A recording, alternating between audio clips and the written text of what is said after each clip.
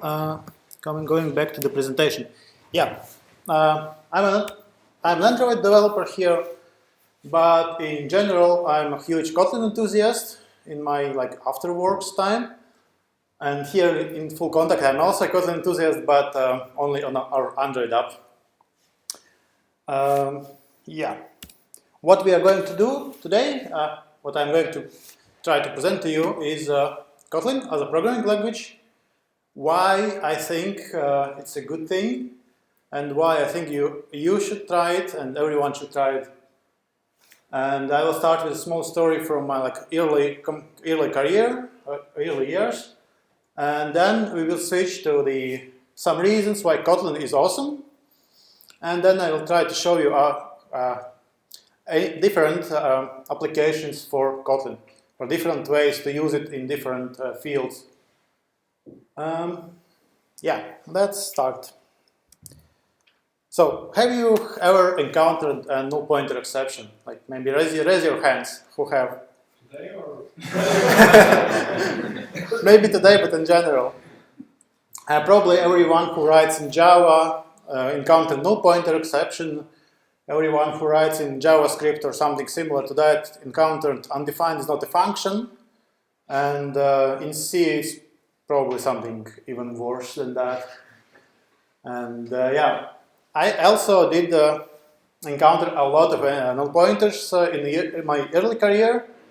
And because I'm an Android developer, and Android development cycle of the debug is pretty long, I still do. I write a lot of code, then I launch it, fix all the null pointers that come up, and then I debug actual business logic of the application. That's how I did it a few years ago. And since I started to do development in Kotlin, mostly number of NPAs decreased to 0. I actually haven't encountered null pointer in half a year, at least, even more. And before that, it was in Java Kotlin, legacy part of our app. So basically, what's null pointer? Let's take some simple example. We have a function or method that takes in some object of some class that has some internal object inside of it, and we need to take the value from the internal object of our parameter.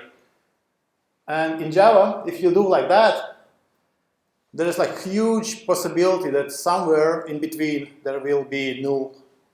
So and your application will crash with null pointer. And to remedy that, what we used to do, write something like that. So it's 4 times the code. You check the parameter if parameter null or not, and then you check if internal object is null or not, and then you take the value, and then you check the value if the value is null or not, and only after that you actually use the value. In Android framework they have this not null annotation and nullable annotation. It helps a bit, but it's not a tool that prevents you from compiling. It's just a lint warning, and you still can encounter null pointers even if there is not null exception. So it's not helping at all. In Java 8, they have a cool thing like optionals. You can wrap your parameter in the optional, and then you map, and if at some point the value is null, just everything else will not execute. It's better. Unfortunately, first, it's available only in Java 8, and I'm a poor Android developer, and I only can use Java 7. If I want to have something like optionals, I need to use libraries from third parties. And also, actually, why do I need some weird constructs just to make my code safe? It feels redundant for me, at least. There is a way to do this. There's the same code as we saw before. Do it much nicer and with tools that are built in the language. And the language in question is obviously Kotlin. In Kotlin, optionals are basically a language level construct It's not even some other class with the functionality. It's a part of the language. So it's called nullable types, but basically it's the same as optionals for all functional purposes.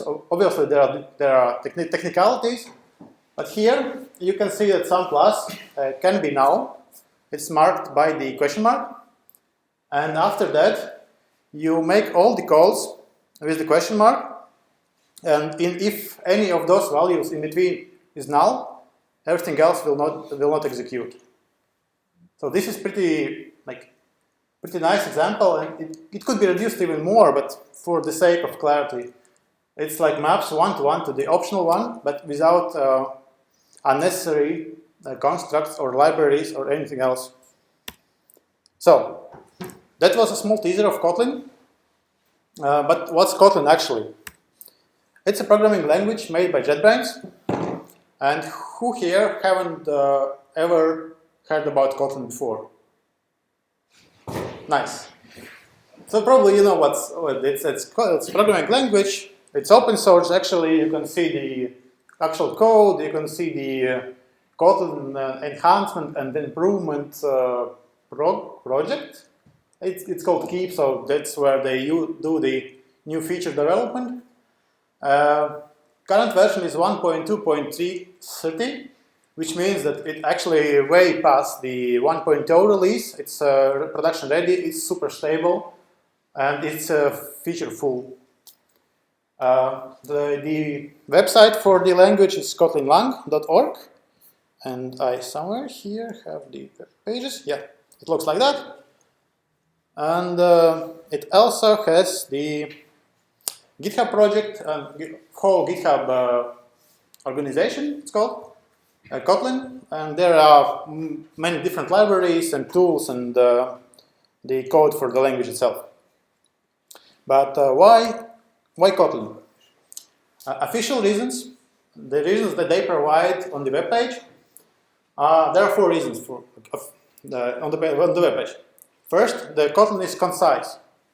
They have made a very good choice of syntactic constructs, and basically they made the language in such a way that you can do as much as possible with as little as possible code. At the same time, less code means it's easier to understand. So even with the small code, it's still very readable and easy to grasp. It isn't like something like assembly where you have all the commands, three letters, and you need to decipher and remember all the commands. It's pretty much readable like any code, just a lot less of it. Also, this is a strong language, a strongly typed language, built-in null safety and other features that prevent you from whole classes of errors, which makes it safe. Also, this language is designed to be interoperable with Java. Basically, in my experience, you can have the project where you have a Java file and the Kotlin file, and they just work, like in the same project without any additional configuration, just one next to another. And you can use Kotlin classes from Java classes from Kotlin, and everything in between. Also, since it's made by the company that creates IDE, like one of the best IDEs on the market, their language is obviously tuned to be used in the IDE and used by the IDE, and so it's super friendly for the tools, but it also works in command line. So it doesn't mean that you need to already buy the ultimate edition of IntelliJ. You can also use the same tools from any other IDE, or if IDEs are not something that you like, you can use text editors like Vim or Emacs, or whatever you want. You can write a notepad and just compile it in the command line. So those were official reasons. My personal reasons why I think the Kotlin is very good. First of all, the standard library is one of the best I have seen in programming languages. The collections API is everything you need, everything you might want from the collections and work with lists and maps and arrays. They also additionally have a lot of extensions, extension functions, and basically utilities for strings, numbers, math, collections, yeah, again, and everything else. So, and it's super easy to create your own extensions, to create your own utilities that are easy to use and easy to read. It is also a truly multi-platform language. You can run it on JVM, JavaScript, and LLVM, and I will talk about that much more later in my presentation. Also, because it's a multi-platform language, they have created platform-agnostic tools for multi-threading, which is, they call them coroutines, but it's the same concept as, for example, goroutines in Go, or async await constructs in C# or JavaScript, or core async in Clojure, I think, something like that. So basically, some built-in light threads in the language. And I will do a small demonstration a bit later about that. Also, the language itself is not tied to any specific paradigm of language, programming paradigm, so you don't need to break your mind before you start writing in the language. What do I mean by that? Out of the box, Kotlin is object-oriented programming language just because it was made to be interoperable with Java, so it has a bit of legacy from there. So that means that by default, it's object-oriented.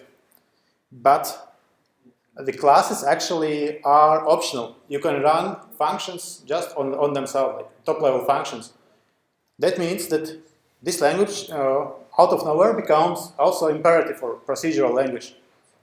It's basically, yeah, you can run simply functions that call other functions, and yeah, that's it. And you can also have some state or top-level variables. Basically, you can write in Kotlin like you have written in Pascal, like I have written in Pascal in my high school years. You can do exactly the same. But at the same time, they have all the tools necessary to write your own domain-specific languages. And they have their own, not built-in, but examples of that. For example, there's a library called Anko, which is Android Kotlin. And they provide domain-specific language for Android layouting, or creating Android layouts and views. There is also a library for HTML, DSL, that allows you to write basically HTML in Kotlin directly. And yeah, since all the tools are there, I have seen the library that allows you to write regexes in actually readable and understandable format in Kotlin DSL that is getting compiled in the actual regex, and yeah, actually something useful there. But not only that, this language is actually functional, which means they have higher order functions, all the lambda calculus and stuff. The algebraic types are there for people who like that kind of thing, and I actually have used those quite a lot. And the language is immutable by default as much as possible. That doesn't mean that it's fully immutable. Like, for example, in Clojure, they have immutable collections, which are truly immutable collections. In Kotlin right now, this is still experimental feature. Right now they use just straight up Java or JavaScript collections that are built in the language. But the most awesome part of all of that you can combine any paradigm you want with other paradigm. I have quite often used like some objects, like classes and objects and stuff, and inside of those objects, they were purely functional in the sense that they had like some functions that didn't have side effects, and then just they took in the parameters and throw out some value. And if something is complicated to write in an object-oriented or functional way, you just write it in the imperative way and say, screw it, this part is imperative now. And nothing prevents you from that. So you are not limited. Basically, you are free to do whatever you want. Yeah, some demos.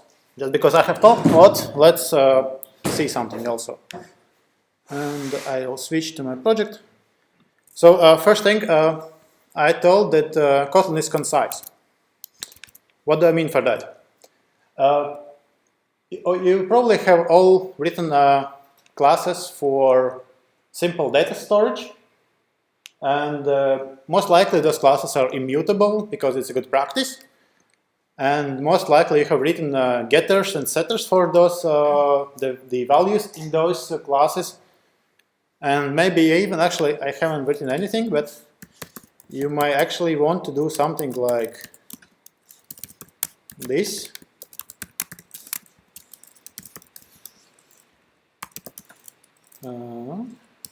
First.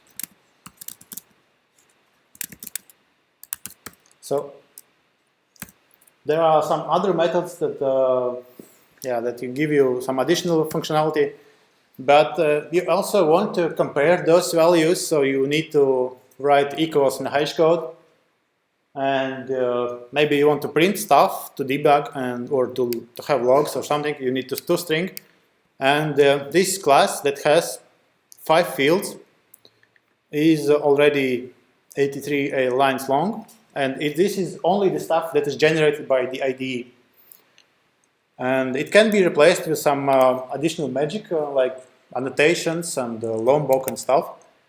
But in Kotlin, the same class can be written like that. This basically the language by out of the box supports value classes or data classes. And what it means that it's first of all, it will generate all the getters, setters you need from Java, but from Kotlin, you don't usually do that. You actually use the value directly, because even if you want to use this class, like if you want to access any field in this class, you can write something like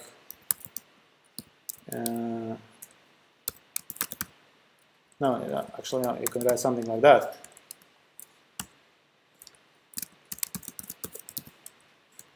Yeah, I cannot type.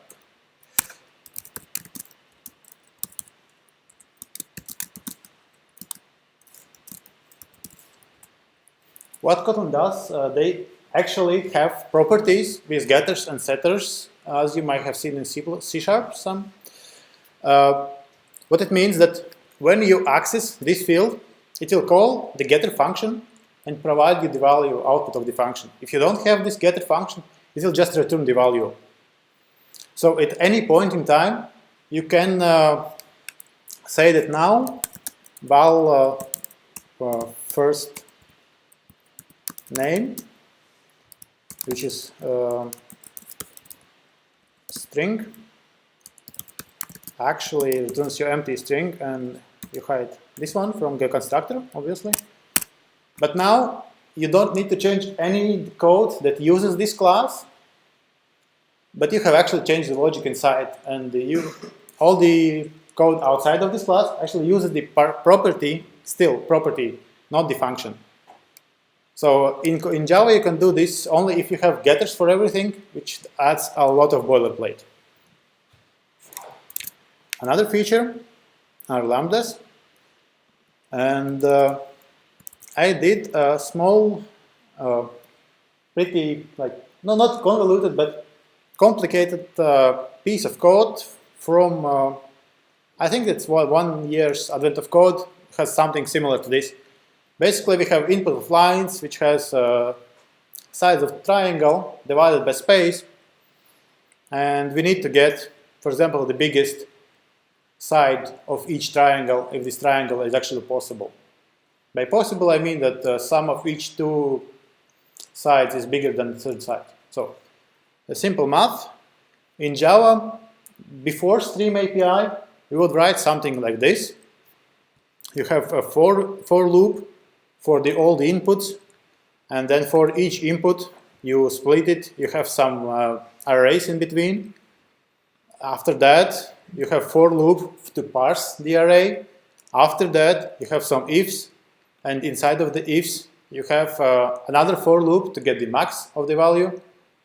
And you see how this simple task gets extremely convoluted. This is not a complicated thing to achieve. After the Stream API, it gets a bit better, and it could be improved even here a bit. Still, this pretty much, it's quite a lot of code, and that's also quite a lot of stuff that you might not need to write even. And also my personal preference that Lambda syntax in Java is not the best thing in the world. So writing parameters outside of the brackets and then having the brackets, so if I need the empty Lambda, for example, I need to write something like that. Even for empty construct, for me it's like, I think it's not optimal in Kotlin. You can have the same written in, I think like three times less lines. And because of the collections API, all of that is built in the language. And you have the maps, and you can already filter not null values, for example. Also, one thing that I didn't mention. Here, there is a potential null number format exception. If someone passes not the integer, but double in string, here this will crash, and you need additional try, if, catch blocks and stuff. Same happens here. You need additional handling for that. In Kotlin, in the standard library, they have to integer or null, which converts to integer, or if you cannot convert, just throw null. And you map those nulls, and if the value is null, you just ignore it. You map only the values that are not null. And take unless is basically a filter for a single element. So if the size of the list that was mapped is less than 3, which is not triangle anymore, just throw it away. And you map not null, for example, this returns null, and this one filters it out, and then you do some math that you cannot avoid, and you just take max of the list. So you can see like here, this 5-6 lines, in streams it's 3 times that. A bit about safety. So we see in the null pointers, but I actually mean that the null safety is built in the language, which means that this one is a completely safe piece of code. But if you forget to handle this null, you will get the compile time error. So you will not be even compile. You cannot even compile this if you haven't handled all the possible nulls. So you need to explicitly say that this value must be nullable, or this can be nullable. You can easily convert nullable values into non-nullable values by using the else operator, which is also a very short way of saying if null, then. You can use the same safety in chains of, for example, collection API calls. Here, if we have some list of nullable strings, and then we filter out, if the stuff is nullable, then we just filter out those nulls, and here we can safely say that this thing is actually integer, which is not null. We can only, in this part, we only get values that are safe, and we can print those. Also, since this tool is made by a company that makes IDs, they understand how compilers work, and they were able to make the compiler and the language do smart casting. What this smart casting means? Here we have some nullable parameter, and if we check if the parameter is not null, in the block that follows this check, actually here, yeah, it's smart casted. It doesn't show that, but it's highlighted in green, which means that this value was smart casted to non-nullable value. Compiler knows that in this piece, this block of if, this value cannot be null because we just checked that. Even more, we can have, here we prove the same. Here we have checked the null and we return, and everything after return means that this value is actually not null. If you got to this line, then it's much like it is very probable that the nullable value is actually not null, which is also a super nice feature. And I don't remember what I tried to do with this line. There was some meaning for that, probably. Whatever. Outside the if, it still thinks that it can be null. Yeah, probably, yes. Yes, you're right.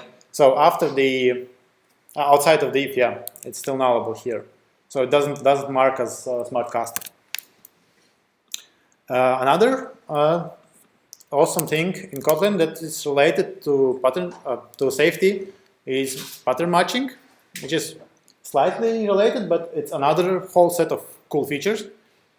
Basically, we have some object, which is whatever type. We don't know what class or type it is, and it is also nullable. We don't know it's null if it's null or not, or if it can be null. So we can use the when construct, which is basically extremely concise if-else tree or very smart switch block, whatever you like more. But basically, this is a kind of pattern matching, and it takes in here. We provide a few values, which those values or predicates map to some kind of function. For example, if the object is null, we just return 0. But also, compiler knows that we have done null check. After this point, this value cannot be null anymore. So here, we know that it's casted to int, and we can safely check that if it's below 0, we just return -1. But this one means that if this value is not integer, we return some value. And after this point, compiler knows that some object is actually, it cannot be null, it cannot be non-int. Only thing that it can be, it's integer, right? So here, compiler knows that it is int, and then we can map. For example, this means that if some object is exactly 1, we return 1. But if some object is somewhere between 2 and 100, we return 2, or whatever else, we return anything else. Another way how to use this pattern matching are sealed classes, or you may know the concept called algebraic types. Basically, this is some kind of sealed, closed hierarchy of classes. And for example, this class seal can have only these specific sets of subclasses. And compiler knows that for all the instances of class seal, if we want to check which subclass it is, we only need to check 3 of them. So here, if it's simple seal, we return 1. If it's data seal, it actually also smartcasts it, and we can get the value out of this directly. And if it's some other kind of seal, we return 1. If you forget to write any of those, it's a compile time error. So we need to handle all kinds of seals. And also, if we write else, just in case, I don't know, something, this is redundant, and compiler knows that. So we can specify pretty narrow set of possible values. The best use for that is result types. For example, you have result. It can be either success and has value in it, or it can be error and it has throwable in it. And it's still, you can pass around through all your client or HTTP client chains, you pass the result, and in the end, you check if it is success, do that, is error, do that.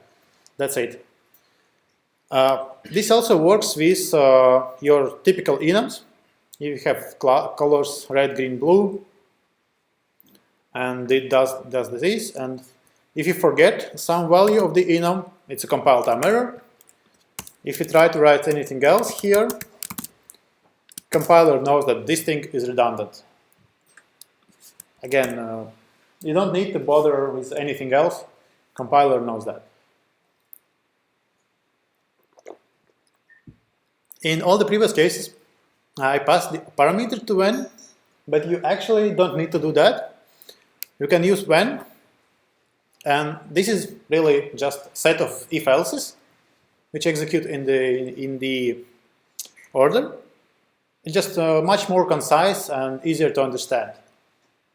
Much less code here. So if x, which is the parameter of the function, is less than 0, we return 1. If it's even, it's even. Here we can do some code, some simple, some kind of predicate.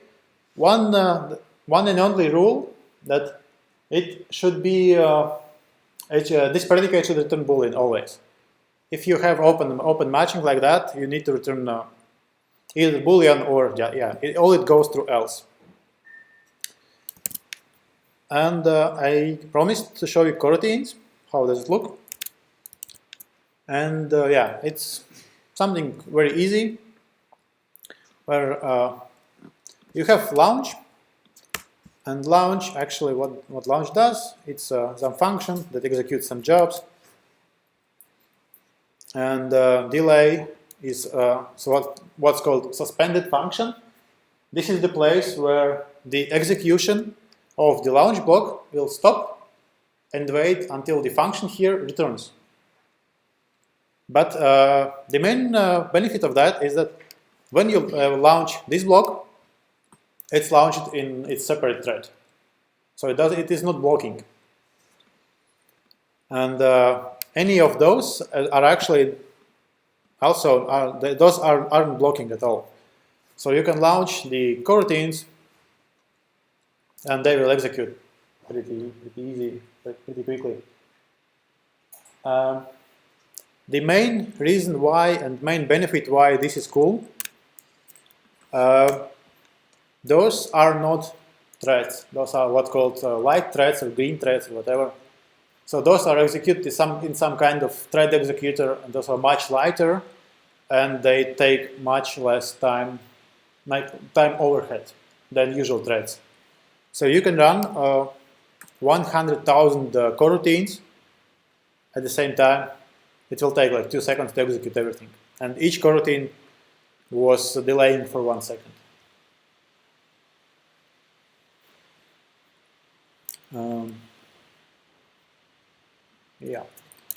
So the coroutines, I'm not going to go deep in that because it's a topic for at least an hour of presentation.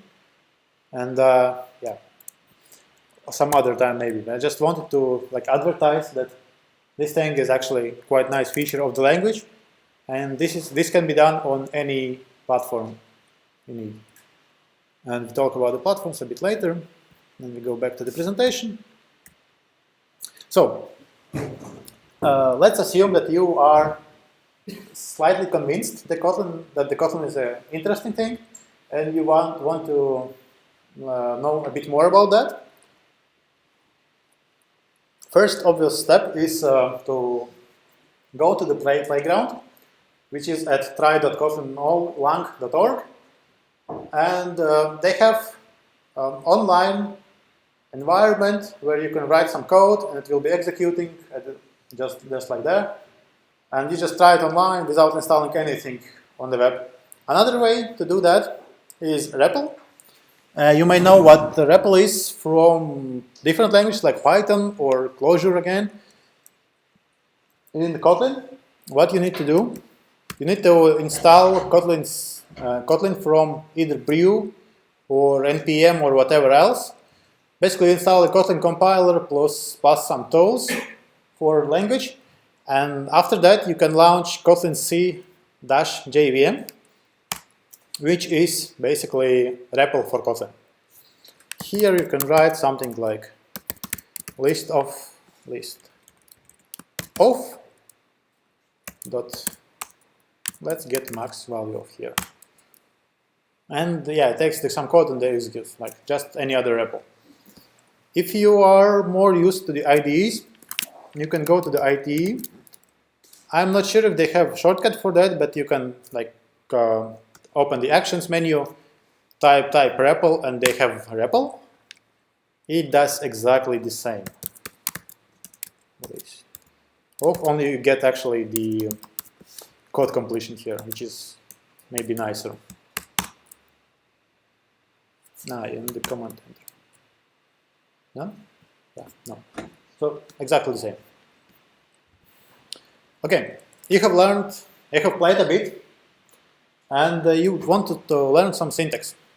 Then the best way, in my opinion, and that's what I did, go to the either online editor or install the IDE plugin, or go to the GitHub and try out Kotlin koans. Kotlin koans are basically a set of exercises to learn the syntax of the language. It's provided by the JetBrains themselves, and it's quite steady. You can do that like less than an hour. And after that, if you are even more convinced that Kotlin is a nice language, you can try some books. I can recommend Kotlin in Action. This one, it's more generic about what Kotlin in general.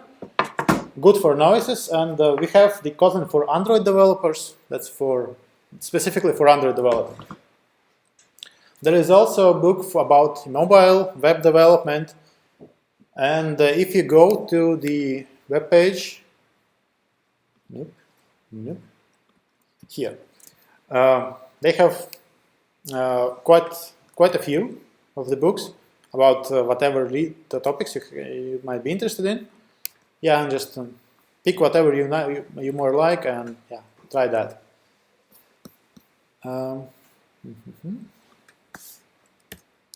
So you have learned the basics. You know the syntax. You know that the standard library is nice, and it kind of works on different platforms.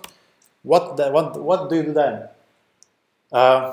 If you are familiar with Java at any level, you open your IntelliJ, you go to File, New, Project, you run. I recommend you use Gradle, but you can just do Kotlin. I usually do Gradle, Kotlin project, next, created. Actually, let's do that. Let's do some artifact ID. Next. Yeah. You create the project, and you have the basic setup. Why Gradle? Because it's easier to add dependencies if you need to some third-party library, and because it's pretty painful to do that without Gradle, actually, to be honest. Or Maven, maybe you like Maven. But you can create new Kotlin file and do your usual Java stuff. Array of string, and this can be executed already. So you start there, and what you can do is that let me get here. So I have written a small hello world. Basically, yeah, it's your usual Java application. Only difference is that you don't need the main class. You just run main from the top level. Other than that, it's just your usual Java. And I actually want to change the configuration.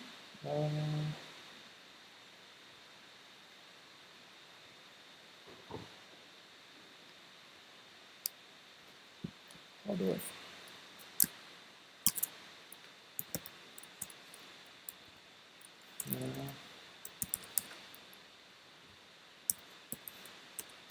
I don't remember how to do this without the. So.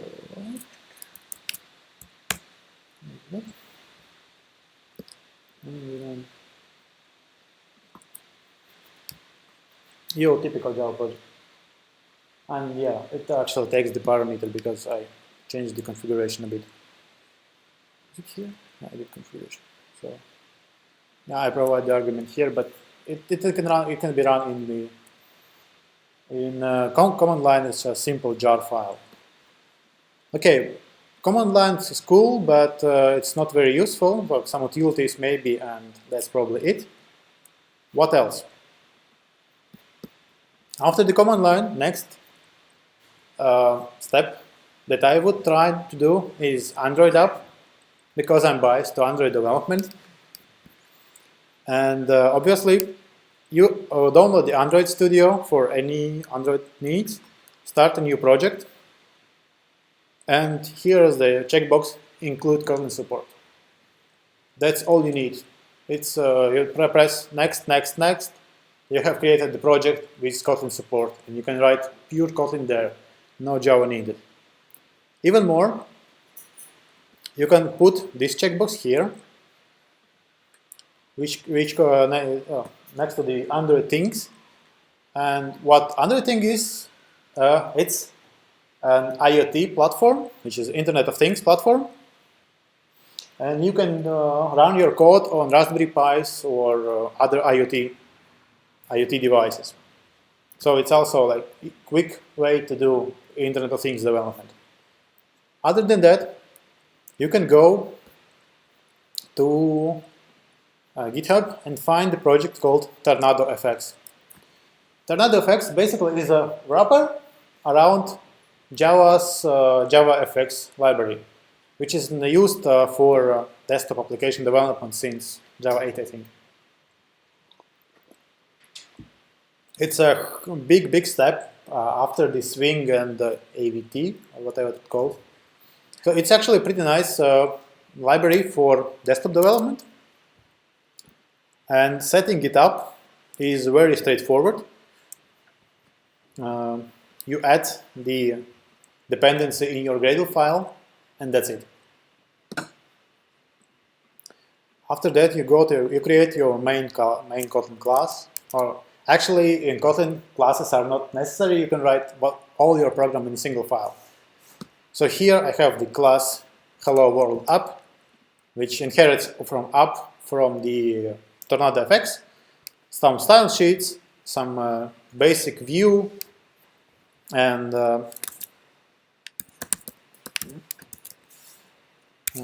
cannot do that. And then I can run application, this one. And I can run the application, and I have something. And press hello, it shows some stuff. Basically, you can write desktop apps with one line of code, and you just use the framework. Okay, desktop apps are pretty nice, but nobody does that anymore, most likely. What else? I already mentioned IoT. Games. This is fun. You might argue that nobody writes games in Java. Then I will remind you about Minecraft. Minecraft was written in Java. And for simple games development, there is a library or engine called libgdx. It's a simple game engine written in Java. It has full Kotlin support. What do I mean by that? Here I also have projects for that. So this project, actually, this is some kind of a game. It uses the GDX library. It has Android client and iOS client, and it also has desktop client, which I'm going to run. Ta-da! And it crashed. Obviously. And I even know why. Because I need to use this one instead. For some reason, they use resources from Android sub-project. But yeah, you can do games in Kotlin. in, I would say, pretty easy setup. Also, this is not my game. This is taken from the internet, from actually the sample of the page. From this page. This is the GitHub page about the Kotlin support in libgdx, and they have some example projects in the end. So I took Asteroid game from here.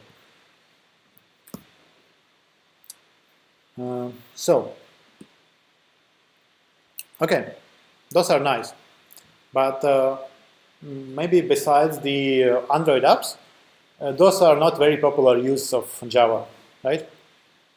Most popular use of Java is web servers right now, and for that you are in luck, because everyone who does web server development in Java knows what Spring is. You can do Spring development in Kotlin.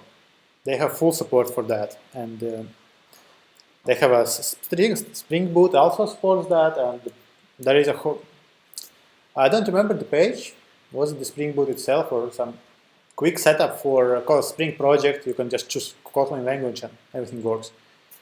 Other than that, there are a few more options, and the Kotlin team themselves provide you with a library called Ktor. Don't ask me why they call that. Yeah, actually about Spring services. Here is the setup, and it's relatively easy for the Spring service. Ktor is your very simple web service. It works basically like Node.js, but only in Java. You can find the web page. Web page is actually pretty nice. Only problem I found in the web page is that you cannot copy code from there because they somehow hide it when you click on it. But then again, it's still easy to set up. What do I mean by that? You go to your Gradle file, you add 2 dependencies, you add some Maven repositories, and that's it. Then you go to your sources, and you write your easy web server. So you create your embedded server, you provide native for that, what is called. Yeah, okay. What are the parameter names?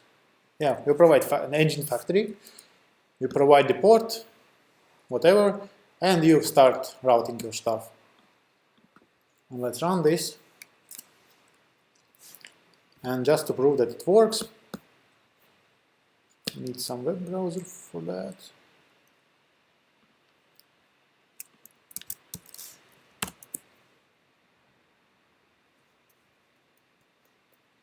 Yeah? Yes, hello world. And you can also have another one, hello world. So this is the most basic web server that I have ever seen. Basically as simple as Node.js. Okay, you might be convinced about Java stuff. It seems easy. Yeah, you had a small spoiler alert. What about JavaScript? Not everyone here, I hope, is Java developer. Kotlin can compile to JavaScript, transpile to JavaScript. And because of that, you can write whatever you can write in JavaScript, you can write in Kotlin. For example, here I have a small React app. This is actually React framework.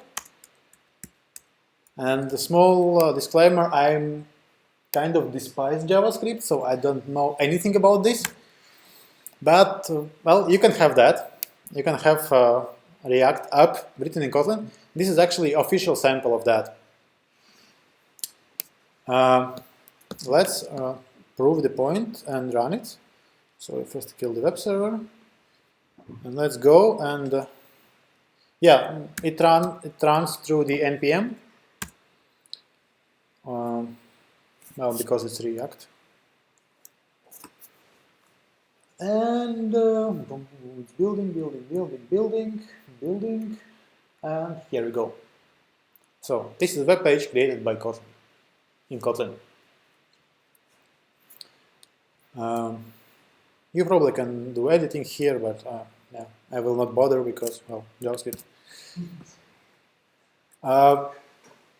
Also, not only front-end, maybe even more useful than front-end, you can write backend in JavaScript backend in Kotlin, which means writing Node.js server in Kotlin, to be more specific. There is pretty good Medium post about that. I was a bit lazy to actually implement that. They don't have official sample of Node.js in Kotlin. I have something better for you because, again, I'm Android developer or mobile developer. I have quite a bit of interaction with Firebase. And some while ago, they introduced their functions, which is like AVS lambdas, but in Firebase. Officially better, but nah, who cares? And those functions are written in JavaScript in some kind of Node.js-like server style. Not really Node.js, but very similar to that. And what I did, I created a project for writing functions for Firebase in Kotlin. And that's what I will show you. And how the we can close this one, and no, this one. So this is your main class or main file of my Firebase project, my Firebase function project. It has two functions, which one is test push, which I used for debugging. And another one is convert, which actually does some work. It takes values from Firebase database, does some operations with that, and writes it back. All of that is most of it is pure Kotlin. There are a few things that are marked black. Those are the places where I could not remove all the dynamic typing, because JavaScript by definition is dynamically typed. And Kotlin is, by definition, statically typed. Those things don't match well. That's why you need to write what I call bindings. I think that officially those are mappings. You basically describe the interfaces in the JavaScript API in Kotlin, and you might mark those as external, and the compiler knows that, okay, this will come from somewhere else, but it will have the same signature, more or less. And you write all the mappings for the APIs that you use, and after that you can use pretty safely. Like, for example, admin database is something for the Firebase, some module from the Firebase. And output. So if we run Gradle here, how do I?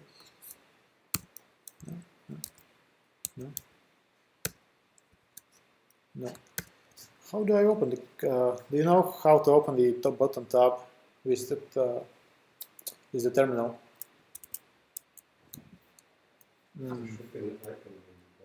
Yeah, it is not in the. Okay, let's do easy way. It doesn't have one.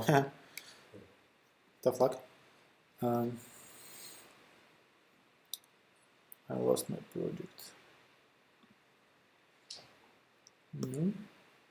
Let's close this one. So I have too many IDEs open, so I'm sorry about that. So I run just Gradle W build, and then switch back to presentation mode quickly. Seriously. So I launched the build, and build, what it did, it generated some JavaScript here, and you can see the JavaScript is undecipherable, probably, mostly, but who cares? You don't need to read it. You just upload it to the Firebase, deploy, and it works. Even more, you can write easy Gradle task called deploy, for example, and you just launch Gradle W, build, deploy. Done. With a single command, you create and run. Yeah, if you are interested about this for some reason, there is a GitHub project with a workshop that I did in GDG in Prague. So, just dragging. Okay, JavaScript. JavaScript is nice, so covered Java and JavaScript. What else? We are not done here. What else we can do? We can write simple scripts in Kotlin. They have this nice messed up.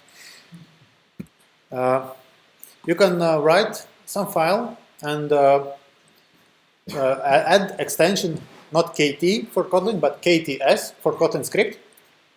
And you can run those files just as your usual Bash script or Python scripts or whatever. They execute from top to bottom, one line after another. And here, for example, I have a basic script that takes file, puts for the first argument of the script there, tries to open the folder, takes all the subfolders, and prints the name of the subfolder there.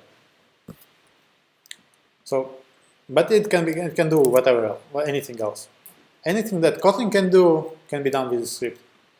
And after that, we go to the command line and we execute.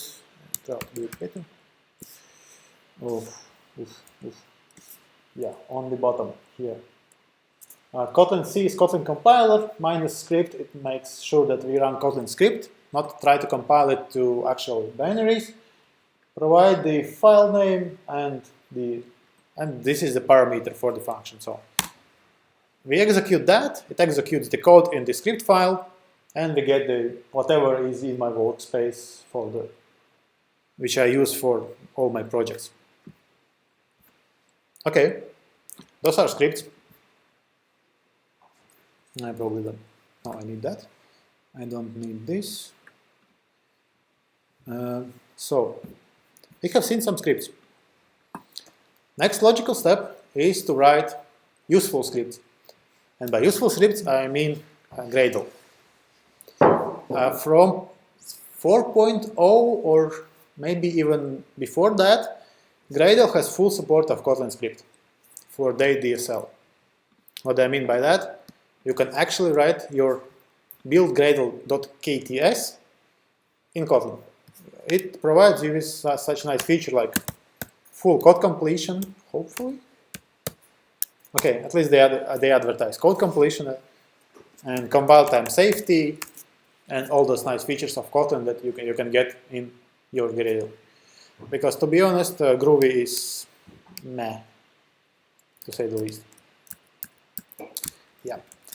The only problem with this one that I found that you cannot mix and match. For example, you cannot have some submodule with Kotlin script and this another submodule with Groovy. I have no idea why. I haven't digged deep enough to figure out. So it takes a bit of time to set it up, and after you set it up, well, you can use Kotlin everywhere. On that note, what was it? I think it was in November. There was the Mobile Fest here, or GDG Fest or whatever, about the mobile development, and the author of this book made a presentation about running Kotlin in Android everywhere. By everywhere, I mean your business logic in usual Kotlin stuff, your build scripts in Kotlin script, and your UIs in DSL instead of XMLs. Yeah, you can find that somewhere on our GDG Riga channel in YouTube, or you can ask me, I will find it for you. So, last but not least, Kotlin Native, which is right now is pre-release. What Kotlin Native is, it's basically the same Kotlin, only running on LLVM. LLVM is virtual machine for like low-level stuff. I'm not sure if it even, what does LLVM stands for? Low-level virtual machine, right? Oh. Okay, and I will run just a quick example. This is still in beta, so don't make high hopes for that. How does it work? First, no, I will start here. You find the file. Yeah, first you find the file and you find the compiler code from their webpage. You actually need to download tar file from there, untar it, like unzip it, and you run your compiler like separately. After you do that, you write some easy whatever code you need, and yeah, basically the same easy hello world that we had in command line example, only it says hello native. That's it. What you do next? You go to some folder, and ideally you add the compiler/bin folder to your class path. I didn't do that. Whatever. Then you run command C, provided with the class that you need to do. You need to compile, and some output.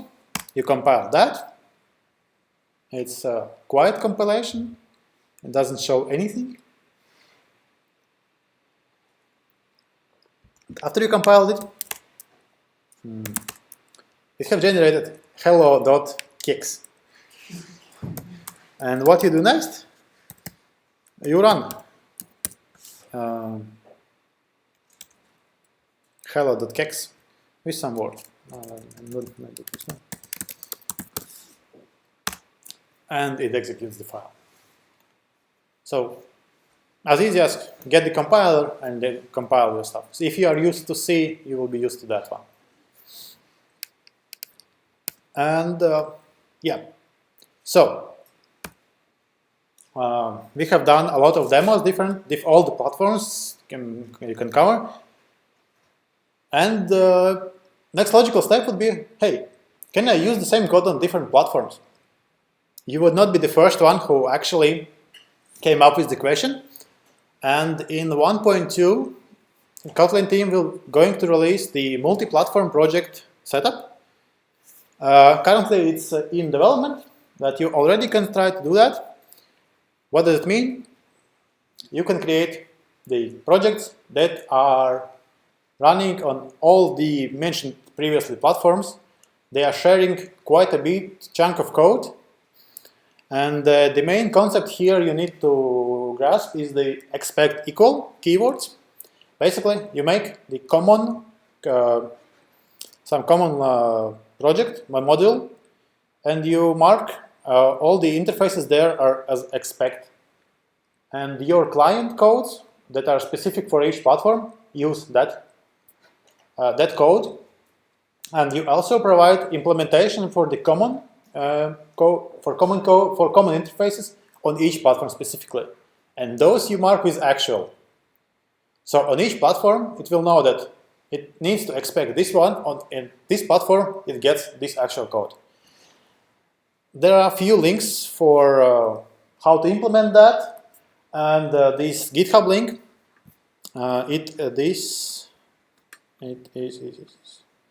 It's actually the application for Kotlin Conf that happened in last November in San Francisco. They have Android app, iOS app, website, and backend all written in Kotlin.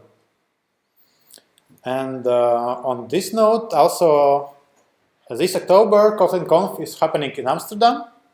So if you are interested and if you are going there, hit me up.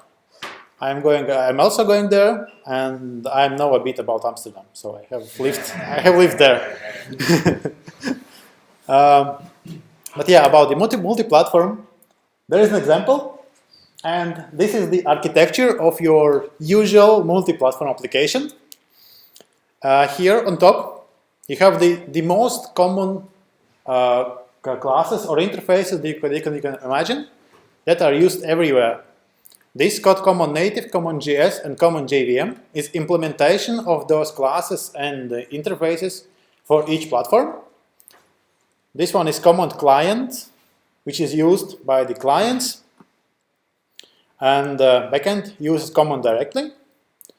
And here you have JVM client, which is either Android application or desktop application, or JS client, which is a Firefox plugin and Chrome plugin and whatever else, and native client, which is a mobile application and whatever. So all of that is written and can be written in Kotlin. So really full stack written in Kotlin. And to throw a bit more in there, your configuration builds are written in Kotlin script, and you have some utilities in Kotlin script and whatever. So really full stack language. And with that, thank you for your attention.